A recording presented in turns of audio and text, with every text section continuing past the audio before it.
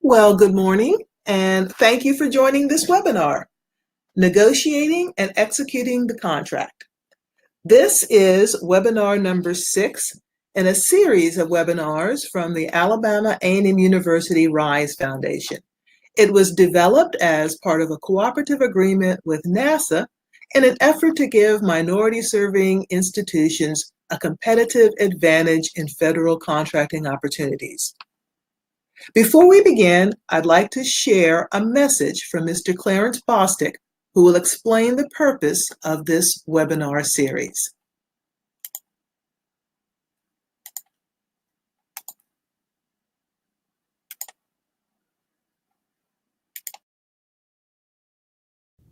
Hello, my name is Clarence Bostic. I'm the MURIP Education Specialist and Music Activity Manager at NASA's Langley Research Center. MURIP is the Minority University Research and Education Program and is part of the Office of STEM Engagement for NASA. Music is one of its many projects. But what is music? Music stands for MURIP for Sustainability and Innovation Collaborative. It's a cooperative agreement for teams of minority-serving institutions, also called MSIs, and nonprofit institutions to create and provide workshops and training materials establishing sustainable support for MSIs that desire to develop their institution's capacity through the competition for federal funds. Why is music important? The expectation is that the awardees will train MSIs to develop their institutional capacity, better enabling them to compete for federal funding opportunities. These endeavors then result in successful application to and management of new funding opportunities, including those at NASA.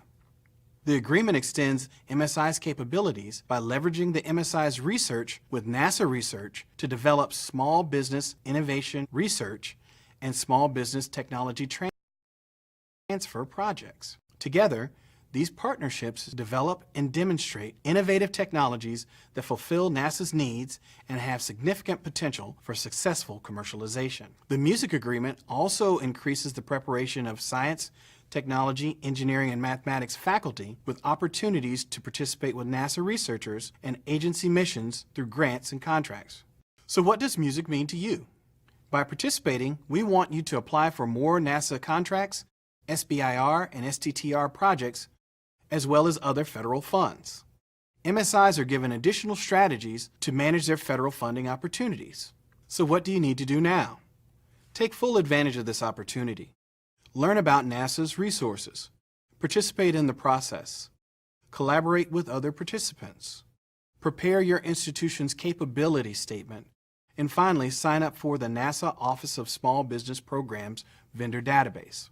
Ultimately, the goal of any proposed activity or combination of activities should enable faculty and associated staff of sponsored research programs to learn to compete for and effectively manage contracts primarily, as well as grants or other federal funding sources. Thank you.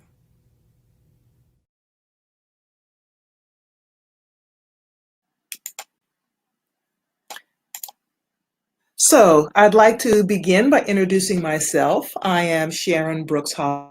I'm Vice President and Chief Operating Officer of Phenomenal Management Partners.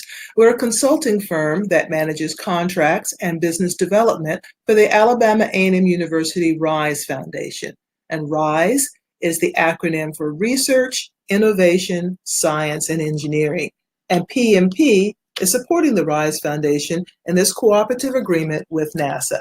So as we begin the presentation, a couple of housekeeping things. If you have any questions, you can type them in the chat bar, and I will answer all questions at the end of the presentation. So here's what we're going to cover and discuss today. Why negotiate? When to negotiate? The competitive range, the evaluation notice. How was the proposal evaluated? Negotiate. Win-win negotiations, the negotiation process, negotiation tips, debriefing and protest, and executing the contract. So, contract negotiation is the process of give and take that the parties go through to reach an agreement. Or as they say in business, you don't get what you deserve, you get what you negotiate. Government contractors serve a very cost-conscious customer. As such, contractors waver between losing the award or they must perform a trade-off analysis by negotiating. The Federal Acquisition Regulation, the FAR, states that any contract awarded using a method other than a sealed bidding procedure is considered a negotiated contract. Keep in mind that the federal contracting officials are required to follow the FAR for all purchases. If you are unfamiliar with the FAR, I recommend that you review the previous webinar that we had titled Contracting 101 or our workbook, Doing Business with the Government. Both are available on our website, the Knowledge Sharing Center. So the negotiation process takes place after you have submitted your proposal and it has been reviewed and evaluated by the government agency. The negotiation process is initiated by the government. While many contracts are awarded based on the price that you offered in your original RFP response, agencies will frequently initiate contract negotiation proceedings. After the evaluation, if your proposal is considered competitive, you will receive an evaluation notice inviting you to negotiate. So let's talk about those two things, the competitive range and the evaluation notice. The competitive range. This is where a short list of candidates is initially selected based on past performance and other trade-off advantages detailed in the written proposal. The agencies convene or meet with each of those vendors within this competitive range to negotiate pricing and other terms based on the scope of work, and their goal is to identify the lowest cost, best value option. Here's an example of an evaluation notice. You'll see at the top there clarification that evaluation notices are exchanges with the proposers for the purpose of either clarifications, communications, or discussions. It likely will be accompanied by a proposal analysis report that fully documents the results of the evaluation as well as a comparative analysis of the top proposals. You want to be sure to review all evaluation notices and answer accurately and responsively to any questions that are specified on the evaluation notice. Typically, negotiations are done through email or conference call.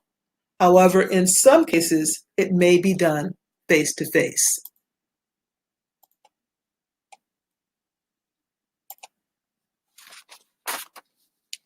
So, how was your proposal evaluated in order to determine that it is in the competitive range?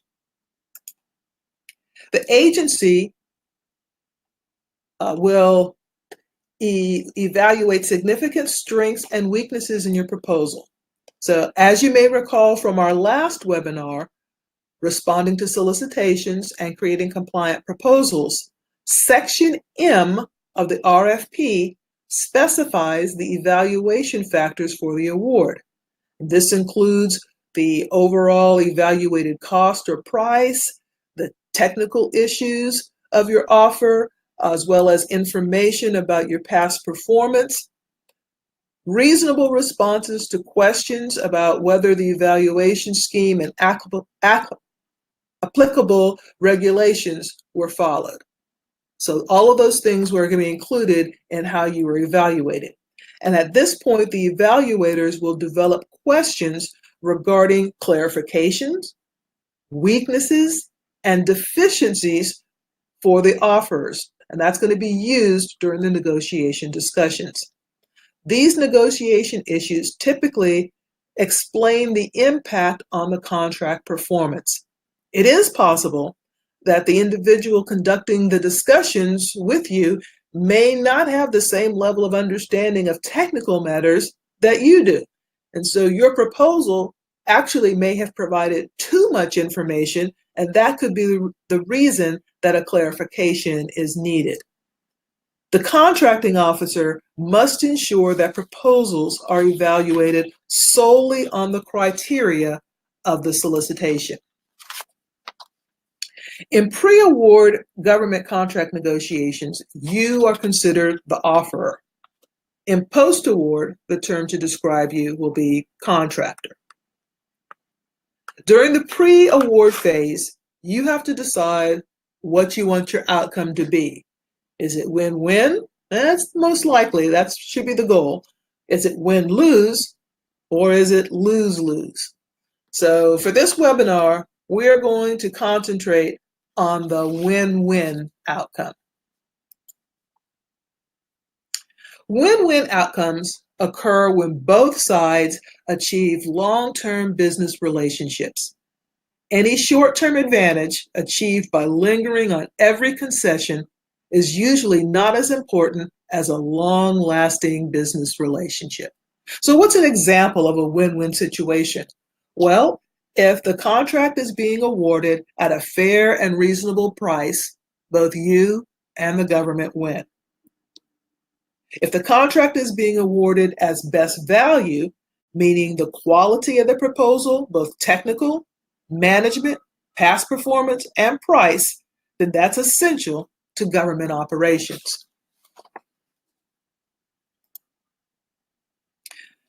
So the negotiation style for win-win. Take a look at this chart. We advise you to keep the win-win goal in mind during the negotiation. That means you want the end result to be one that is satisfactory to both sides, including a fair and reasonable price. So if you try to obtain the best possible deal for your side, regardless of the consequences to the other side, that means that NASA or the government agency that you're trying to work with, that they lose. And that's not the best way to build a long-term relationship. And that approach could prevent you from being awarded the contract that's under negotiation. So focus on solving mutual problems, not defeating the other person. Toward that end, win-win characteristics include attacking the problem, not each other, focusing on long-term results, and being open to available alternatives. These are the three fundamental steps to the typical negotiation process: preparation, information exchange, and bargaining to reach an agreement. Let's discuss each phase of the negotiation process. Preparation is the first stage of any negotiation. Please, please, please, please give it the time that it warrants. You will definitely regret charging into the information exchange stage or even directly into bargaining without adequate preparation. In your preparation, do these three things. Identify the issues that you want to negotiate. Start by carefully reading the evaluation notice.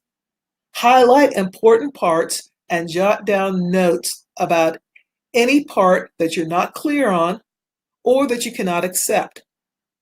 Go back to Section M of the RFP and make sure that when you negotiate, you know what is most important for successfully performing the terms of the contract. You also want to classify the issues according to whether they are negotiable or non-negotiable. Negotiable issues are those where you can be flexible. Determine in advance your limitations so that you can negotiate on those points. Non-negotiable issues are those where you don't even want to budge. So perhaps you're not flexible on the deadlines because the university's academic calendar, maybe key personnel are only available during a certain time frame, and you know that you will not be able to deliver if the deadlines are different from what you proposed. If that's the case, then you don't want to waver on that, and that would be something that's non-negotiable. Then you want to determine the bottom line. There will be times when the government's proposed contract pricing terms just don't sync with your own. That's why you negotiate. However, it doesn't benefit you or the government if you can't break even on the negotiated contract or project. Know your bottom line. Now, the information exchange.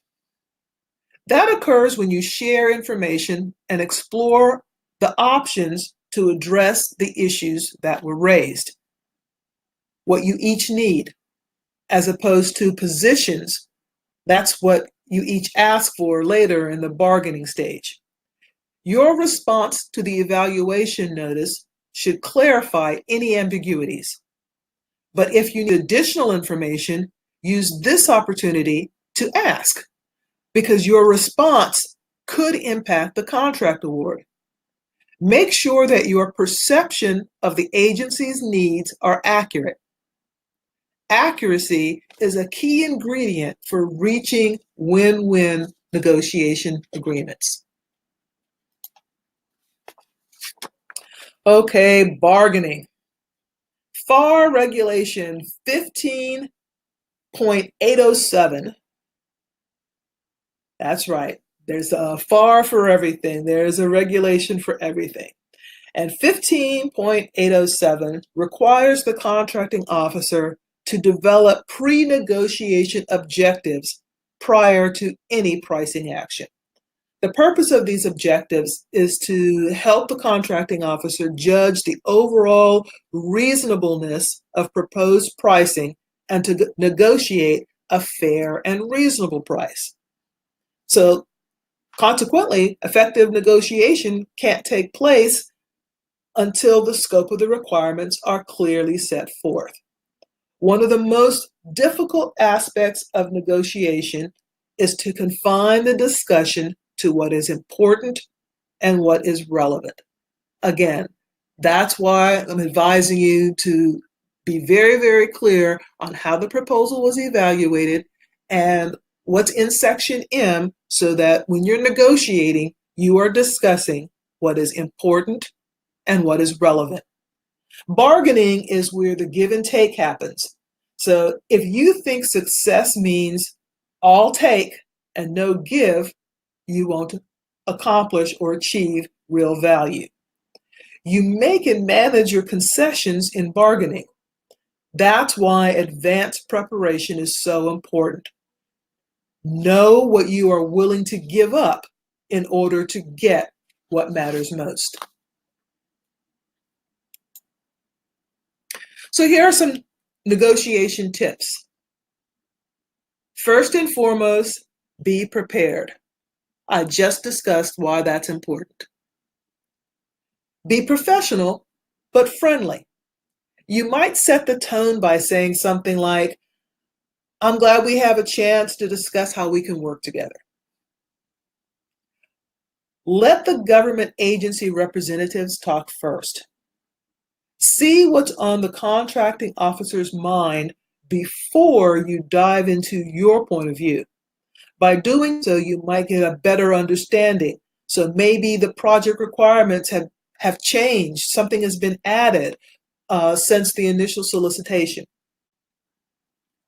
Don't get angry or emotional. You want to keep your cool and stay calm.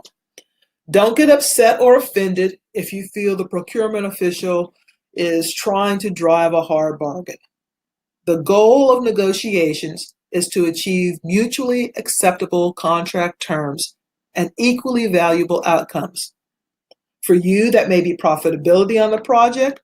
For the government, that may be achieving project for the lowest cost possible.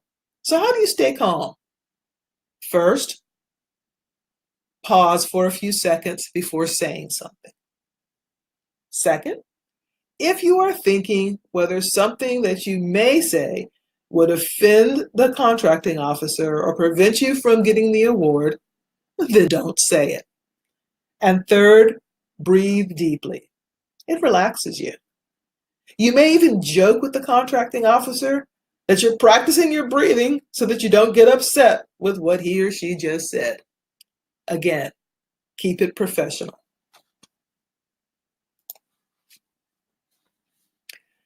So when the negotiations have concluded, the agency will provide you with the overall ranking of all the offers, if one was done. And then you should also receive a summary of the rationale for the award. So what if your proposal was not selected for the competitive range, or if you were excluded from the competition before the award was made? In that case, you may request a debrief before the award. Debriefing is the process of sharing and discussing information on how the proposal was evaluated. This will provide information on your strengths and weaknesses. We suggest requesting a debriefing in all cases, whether you win or lose. This is valuable information that will assist you in future proposals. You want to keep in mind that you must request a debrief within 3 days after the date of which an offer has received notification of contract award.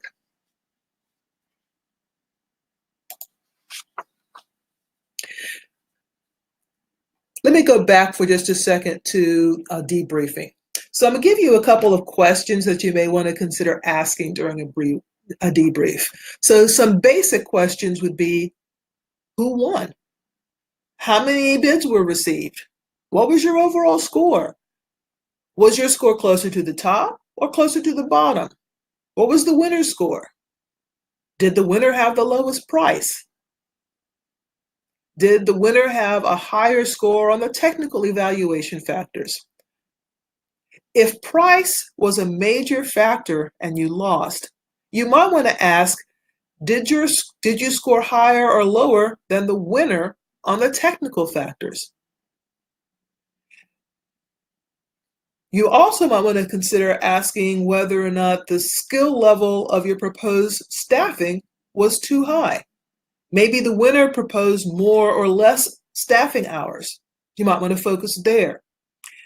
If you scored higher on technical factors but still lost, you might want to check to see whether or not your higher score on the technical aspect drove up the cost.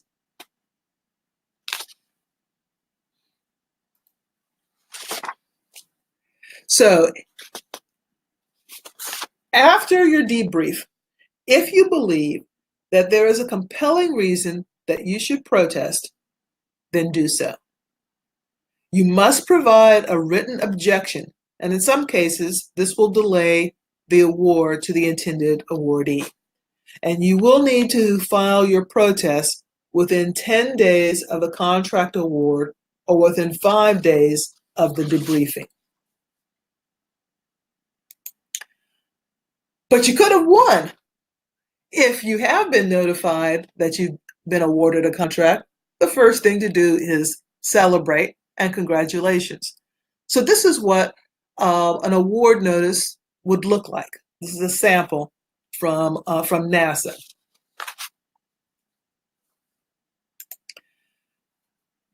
Before executing, you need to review the contract with your team, along with all of the associated documents, such as the statement of work, any exhibits, or other attachments. The primary objective of the review of the contract is to make sure that all personnel involved are prepared to develop compliant deliverables, invoicing, making sure that the entire project runs on time, on schedule, and within budget. And you want to do that in the very beginning before you execute the contract. Review everything. You want to make sure that everything on the award document is accurate. Is the name correct? So if it's your institution, does it name the institution rather than a specific department? Is the address correct? Are the points of contact correct? Is the negotiated price correct? As well as the terms, conditions, and all deliverables. And you want to notify the agency immediately if there are any discrepancies. I can't state this enough. Understand your contract. The parts of the contract, that the basic provisions include Part 1, the schedule. It's going to be a description of services and how to administer the contract. Part 2 is going to have any contract clauses or FAR clauses. And so what regulations are governing the execution and of the deliverables for this agreement. Part 3 is going to have a list of documents, exhibits, and other attachments. That could be your contract deliverables, the statement of work, any other specifications. Understand what you have just committed to and what you've agreed to. So now you have an understanding of what it takes to negotiate and execute a contract. If anybody has any questions, I'm looking here in the chat and I don't see any questions. If you do have any questions, now would be the time to send them to me. Before I let you go, a little bit of recommended reading. I recommended our workbook, Doing Business with the Government. It's available on our website, the Knowledge Sharing Center. And our next training opportunity is a workshop on June 11th that will be held at Alabama A&M University. We'll start at 8:30 and go to 3 in the afternoon. And this is teaming through SBIR, STTR opportunities. So participants are going to learn the key elements of NASA and DoD small business innovation research and small business technology transfer programs. There's going to be a review of recent topics, the topic areas, and participants are going to divide into teams to begin developing proposals for the next submission cycles. So now that we've gone through various courses on contracting, we're trying to move forward and actually put some teams together to build collaboration between HBCUs and small businesses to begin pursuing opportunities. If you have any additional questions that you may think of after the webinar is over, you can send them to me at vp@we-r-pmp.com, and I will respond just as quickly as I can. And we appreciate your participation, and thank you, and this webinar is over.